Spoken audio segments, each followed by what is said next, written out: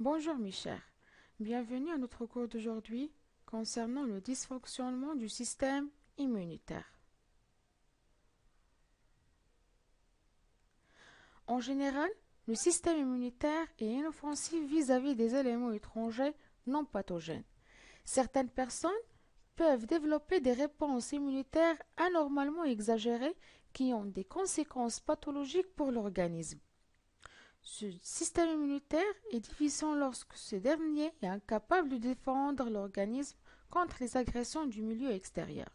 En effet, on distingue deux types de dysfonctionnement du système immunitaire. Un dysfonctionnement par excès et un dysfonctionnement par défaut. Alors, quelles sont les causes de ces dysfonctionnements et quelles sont leurs conséquences sur le système immunitaire et sur l'organisme? Pour répondre à ces questions, on doit étudier les deux types de dysfonctionnement du système immunitaire. Et on commence par le premier type, le dysfonctionnement par excès, et on prend l'exemple des allergies. L'allergie est une réaction exagérée ou hypersensibilité vis-à-vis de certains éléments appelés allergènes. Les allergènes sont inoffensifs pour la plupart des personnes, c'est-à-dire ils sont non pathogènes pour la plupart des personnes. Mais chez certaines, ils provoquent des réactions allergiques. Les allergènes ou bien les substances responsables d'allergie sont divers. On peut citer les acariens, les poussières, les poils d'animaux, les plumes d'oiseaux, les grains de pollen, certains aliments comme les fruits de mer, les poissons, la fraise, le lait, etc. Et certains médicaments comme les antibiotiques, les venins d'insectes aussi, etc. Alors, quels sont les symptômes d'allergie? Les symptômes allergiques apparaissent généralement rapidement après l'exposition avec l'allergène et ils varient toujours en intensité. On peut avoir l'asthme, l'inflammation des voies respiratoires ou de la conjonctive de l'œil. On peut parler ici d'un nez qui coule, l'éternuement, les larmes au niveau des yeux, etc. L'eczéma est une maladie de la peau très fréquente, d'origine allergique aiguë ou chronique. Il se manifeste par l'apparition des zones rouges surmontées de vésicules qui provoquent de fortes démangeaisons. Urticaire est une éruption cutanée qui se caractérise par l'apparition des plaques rouges en relief. Les odèmes se caractérisent par les gonflements. Ils se manifestent par une accumulation de liquide ou bien de l'eau dans l'espace entre les cellules des tissus sous la peau. Le choc anaphylactique est une réponse allergique très grave qui cause des réactions soudaines ou dangereuses pour la victime. Il se manifeste par une diminution de la pression sanguine dans le cerveau, l'asphyxie, le coma ou éventuellement la mort. Donc, il existe plusieurs symptômes allergiques. Alors, quels sont les mécanismes de la réaction allergique? En effet, la réaction allergique se déroule en deux phases. La première phase, c'est la phase de la sensibilisation et la deuxième, c'est la phase d'activation ou bien la réponse allergique. La première phase, c'est-à-dire la phase de la sensibilisation, c'est le premier contact avec l'allergène. On prend ici l'exemple des grains de pollen pour mieux comprendre comment se fait cette réaction allergique. On sait que les grains de pollen, ce sont des éléments inoffensifs pour la plupart des personnes. Alors, après l'entrée de ces grains de pollen pour la première fois à l'intérieur de l'organisme, des lymphocytes B spécifiques vont reconnaître ces grains de pollen, c'est-à-dire ces allergènes, comme des éléments pathogènes. Donc, ils vont se multiplier et se différencier en lymphocytes B mémoire qui vont mémoriser l'allergène et en lymphocytes B ou bien plasmocytes sécréteurs d'anticorps spécifiques de type IgE qui vont se fixer sur la membrane cytoplasmique des cellules immunitaires appelées des cellules mastocytes qui renferment des vésicules ou bien des vacuoles pleines d'histamine et d'autres substances chimiques. Alors, la première phase, c'est-à-dire la phase de la sensibilisation, se termine ici, c'est-à-dire se termine après la fixation des anticorps IgE sur les cellules mastocytes. Cette phase se caractérise par l'absence des symptômes allergiques. Alors, dans la deuxième phase, c'est-à-dire la phase de la réponse allergique, c'est le deuxième contact avec le même allergène. Donc, après l'entrée des grains de pollen ici pour la deuxième fois à l'intérieur de l'organisme, ils vont se fixer sur les sites de fixation des anticorps IgE déjà fixés sur les cellules mastocytes, ce qui déclenche la libération d'histamine et d'autres substances responsables des symptômes allergiques comme les rhumes, l'éternuement, les larmes aux yeux, etc. Donc, la phase de la sensibilisation, dans la phase de la sensibilisation, il y a l'activation des lymphocytes B spécifiques qui se transforment en plasmocytes sécréteurs d'anticorps spécifiques de type IgE qui vont se fixer sur des mastocytes qui renferment des vésicules ou bien des vacuoles riches en histamine et d'autres substances. Cette phase se caractérise par l'absence des symptômes allergiques. Pendant la phase de la réponse allergique, l'allergène entré pour la deuxième fois se fixe sur les anticorps IgE déjà fixés sur les mastocytes, ce qui entraîne l'activation de ces cellules immunitaires, ce qui déclenche la sécrétion des histamines et d'autres substances responsables de l'apparition des symptômes allergiques. Donc cette phase se caractérise par l'apparition des symptômes allergiques comme la rhinite, l'urticaire, les œdèmes, la diarrhée, le choc anaphylactique, etc. Donc au cours de la réponse allergique, l'histamine sécrétée par les mastocytes joue le rôle d'un médiateur chimique. Pour cela, on doit faire un test d'allergie cutanée chez l'allergologue, c'est-à-dire le médecin spécialiste des allergies, pour confirmer à quoi on est allergique. Ce test consiste à injecter sous la peau de l'avant-bras ou le dos des doses faibles de divers allergènes. L'apparition d'une inflammation locale, c'est-à-dire si la peau rougit ou gonfle, on considère alors le test comme étant positif, ce qui signifie que la personne est probablement allergique à l'allergène en question. On passe maintenant au deuxième type de dysfonctionnement du système immunitaire, c'est le dysfonctionnement par défaut. Dans certains cas, l'organisme est incapable de se défendre efficacement contre les micro-organismes. Cette incapacité est liée à un mauvais fonctionnement ou une déficience du système immunitaire. Le cas le plus tristement célèbre est celui du sida. S, c'est syndrome, I, c'est immuno, D, déficience, A, acquise. Donc le sida, c'est le syndrome de l'immunodéficience acquise. Dans ce cas précis, l'immunodéficience résulte d'une infection virale qui détruit les éléments de réponse immunitaire spécifiques cellulaires et humorales. L'agent pathogène responsable du sida, c'est un virus appelé VIH, c'est-à-dire virus d'immunodéficience humaine. C'est un virus comme tous les autres virus de très petite taille, à peu près de 120 nanomètres de diamètre.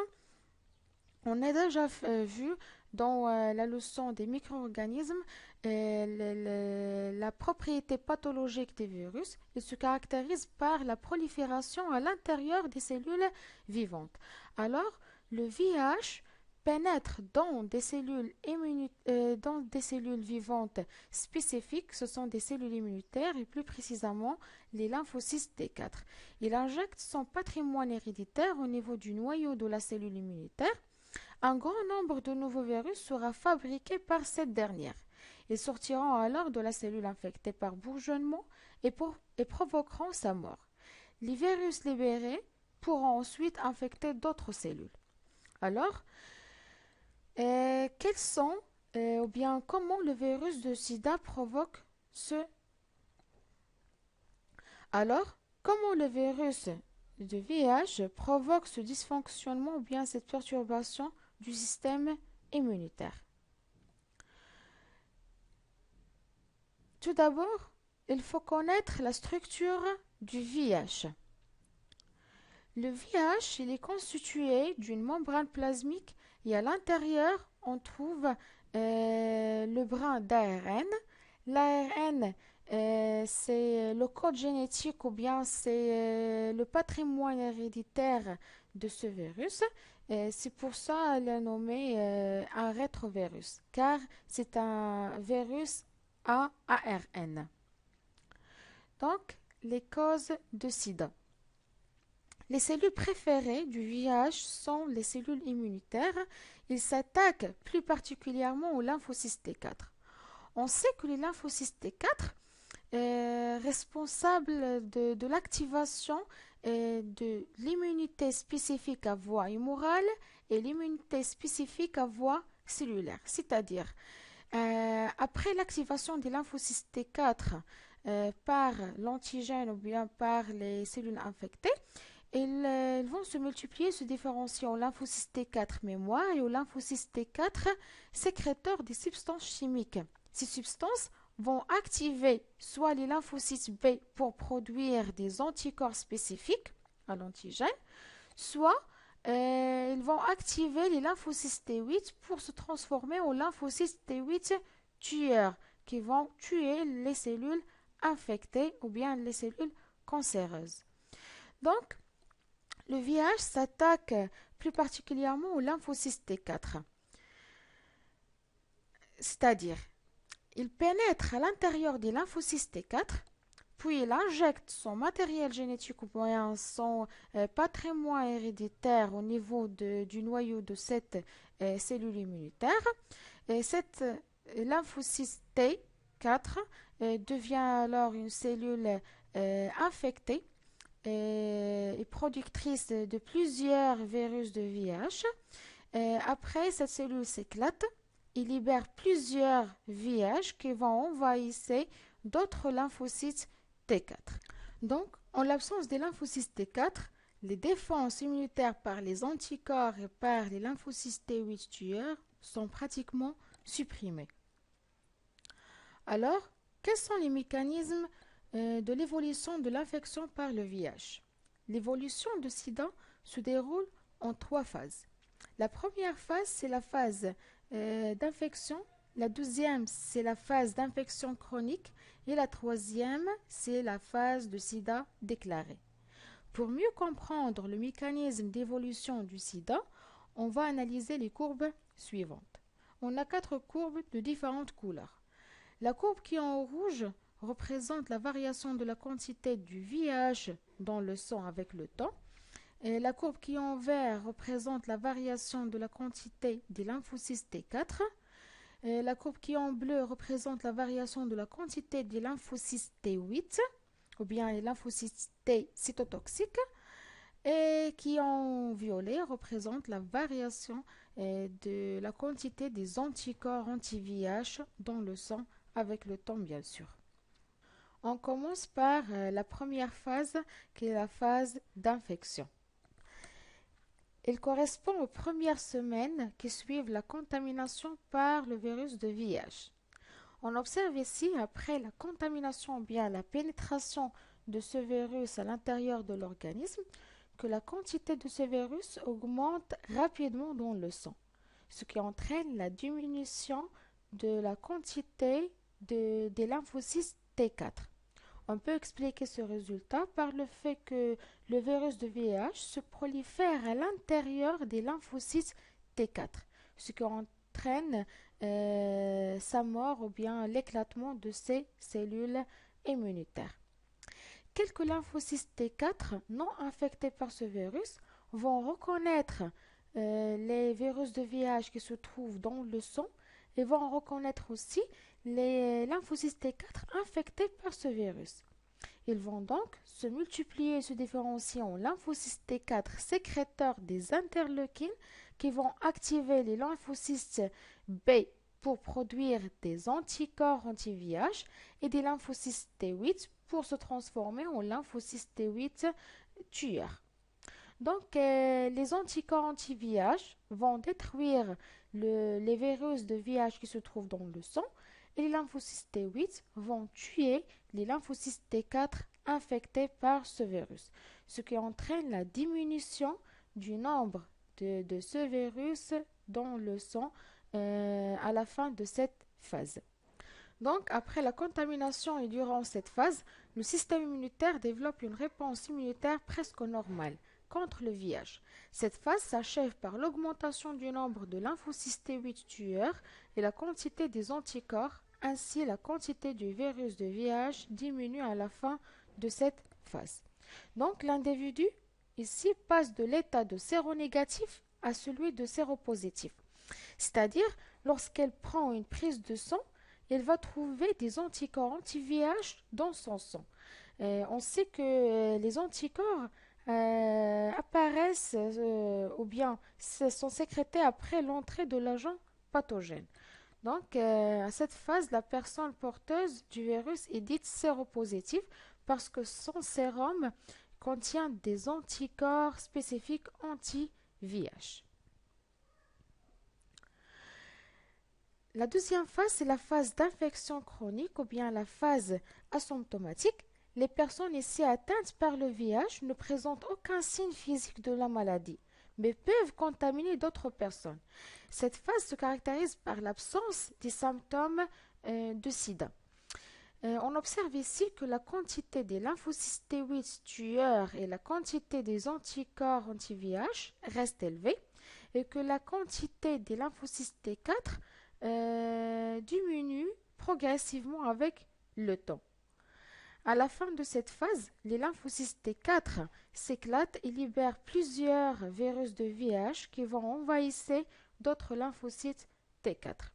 Donc, cette phase se caractérise surtout par une diminution importante du nombre de lymphocytes T4 et par l'absence des symptômes cliniques. À la fin de cette phase, les lymphocytes T4 infectés s'éclatent et libèrent des VIH qui attaquent d'autres cellules et par conséquent l'apparition d'un pré-sida.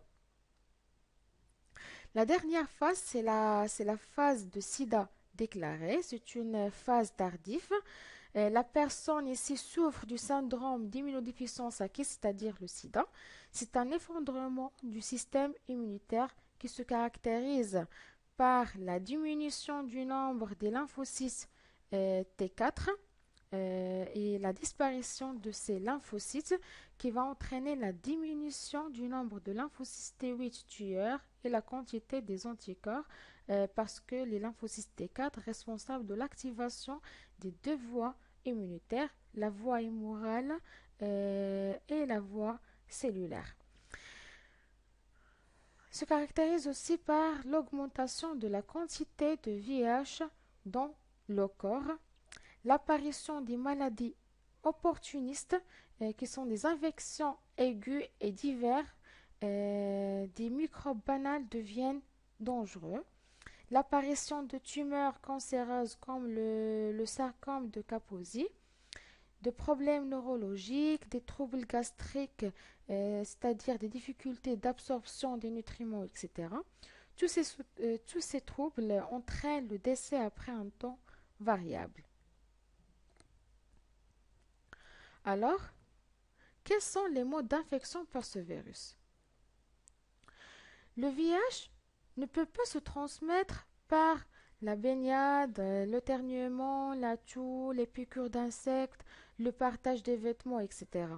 Le virus de VIH vit à l'intérieur des lymphocytes T4 qui sont présentés dans le sang et les sécrétions sexuelles, comme le sperme chez l'homme et les sécrétions vaginales chez la femme. On va voir maintenant les voies de transmission.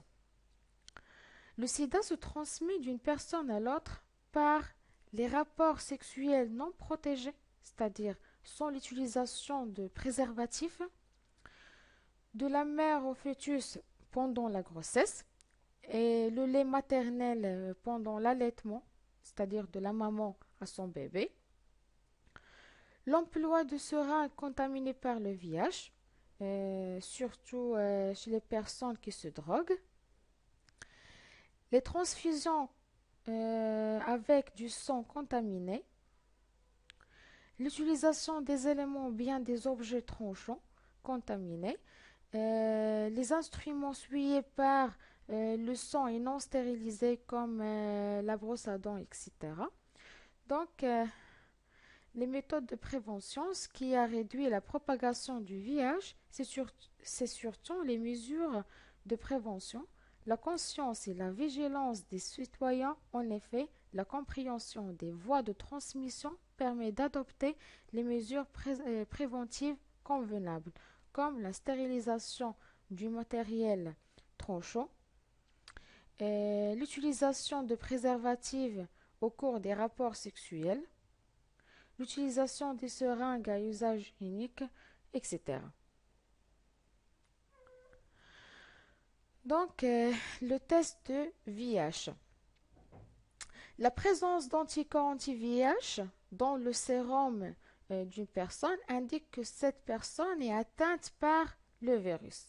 Cette personne est dite séropositive.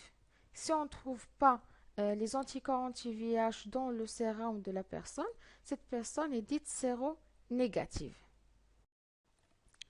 Alors, comment on peut protéger notre appareil reproducteur contre des infections sexuellement transmissibles? Ces infections sont des infections microbiennes qui se transmettent au cours des rapports sexuels non protégés. S'ils ne sont pas détectés et soignés, ces infections constituent un véritable danger sur la santé. Alors, quelles sont les caractéristiques des infections sexuellement transmissibles et comment peut-on les prévenir? Pour répondre à ces questions, on va étudier quelques exemples d'infections sexuellement transmissibles. Les symptômes de ces infections peuvent apparaître au niveau des organes génitaux ou d'autres organes.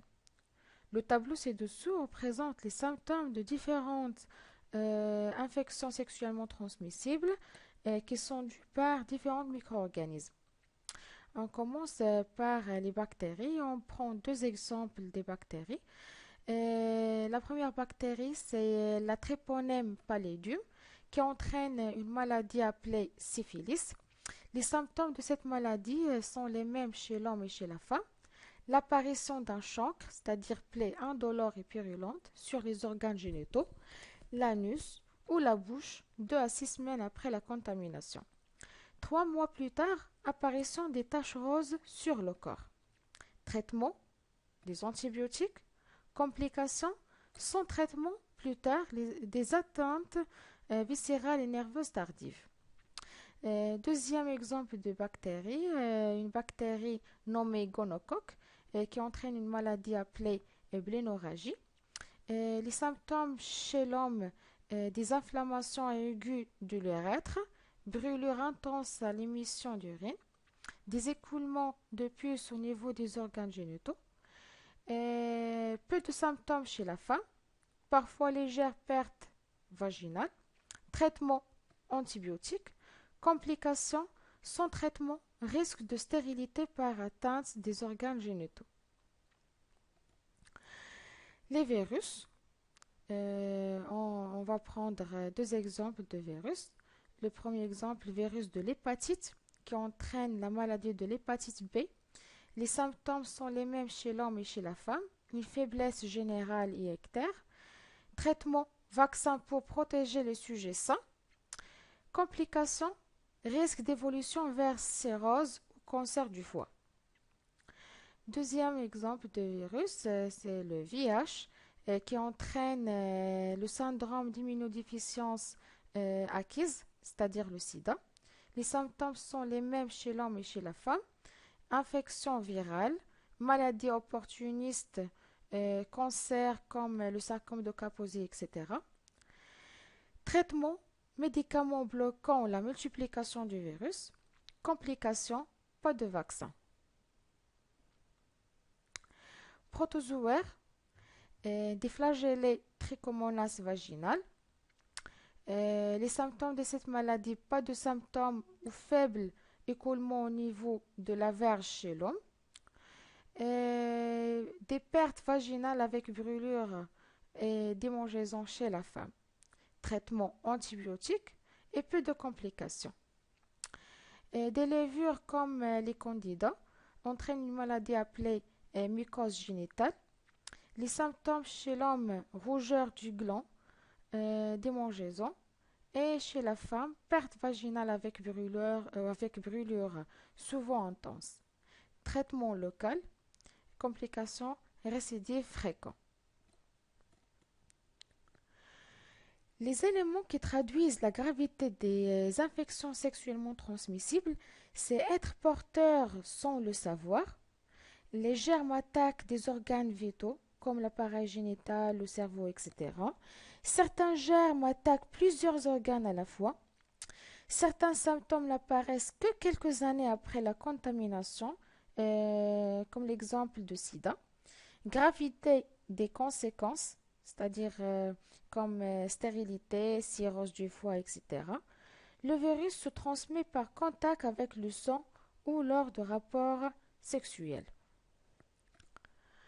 La prévention des infections sexuellement transmissibles. Ces infections ne sont pas une fatalité car on peut limiter leur propagation si on suit rigoureusement les mesures de protection et de prévention, comme les préservatifs, dépistage, traitements, etc. et par des comportements conscients et responsables, comme la fidélité conjugale, l'hygiène de l'appareil reproducteur, toujours, utiliser un préservatif en cas de doute, se faire dépister régulièrement. En cas d'infection, il faut se traiter rapidement sous la responsabilité d'un médecin, surtout éviter de se soigner soi-même. Pour certaines infections sexuellement transmissibles comme l'hépatite B, il est possible de se faire vacciner. Pendant le traitement, utilisez toujours un préservatif. Et comme ça, on a terminé notre leçon d'aujourd'hui concernant le dysfonctionnement du système immunitaire. La prochaine séance, Inch'Allah, on va étudier la dernière leçon concernant la transfusion sanguine et greffe d'organes. À bientôt.